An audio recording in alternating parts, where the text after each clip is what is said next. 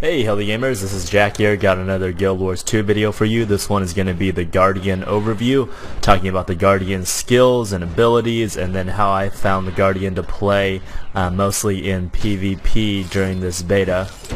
So if I had to equate the Guardian to any other class like in WoW, I would say it's a Paladin. They have a lot of defensive abilities, a lot of self-heal, a lot of group heal, and group buff abilities. And yeah, basically a pally. So let me show you first the abilities of a mace with a shield. Your primary attack is just a normal attack. And the symbol of faith, what this does is it drops a little AoE on the ground that heals yourself and any allies standing inside, gives you health regen and quite a bit of health regen. What this does is protects your strike, and then allies that are standing within that circle will get protection and they'll get reduced incoming damage, and if you're struck then you kind of retaliate and do a damage attack with that. Shield of Judgment creates a shield in front of you which damages enemies and then gives you and your allies protection, again reducing incoming damage. And then Shield of Absorption, which creates a big bubble around yourself. It pushes enemies back and then also absorbs incoming projectile damage, and that's good to use with your heals. It can push enemies back, give you that time to pop a heal or drop a symbol of faith or anything like that. Now I'll show you the skills of a staff, and what the staff does is it gives you a lot of support and healing abilities. So this Wave of Light just sends out a shockwave, AoE shockwave. It hits just enemies in AoE. Orb of Light, it'll just a damaging attack, and if you go to an ally, it'll also heal an ally.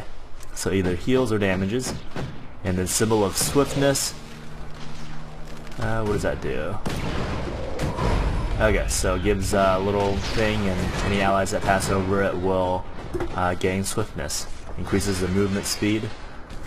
And then Empower, so another buff to enemies or to allies around us, and it heals and it gives might to allies around us, increasing outgoing damage. 6 stacks of might, that's quite a bit. And then Line of Warding, what that does, create a line that enemies can't cross. So this is basically a solid barrier to enemies. I imagine that'll be really good in group PvP. Now let me show you the skills that come with a great sword and a hammer. These are more of your offensive skills, and these can be a lot of fun in PvP. So just normal attack. This is with the great sword. Pierce. What is this called? Symbol of Wrath. So places a symbol on the ground and then does damage, and it grants you retaliation. And what retaliation does is it reflects incoming damage back to its source. Whirling Wrath. So just like a spinning AoE attack. Leap of Faith, close in with the enemy and attack him and also blinds them. And then Binding Blade, it's AoE attack, DPS. Now you hit that again and it pulls them in. So this could be really good for gathering up large groups of enemies if you have teammates with you that can drop AoE on top of them after you pull them in. And now here is the Great Hammer, so just a normal DPS attack. And Mighty Blow, just point blank AoE. And then Zealot's Embrace, so it sends a wave out and then immobilizes foes. Banish, this will just knock foes up and away. Wow, that really knocks them far. And then Ring of Warding.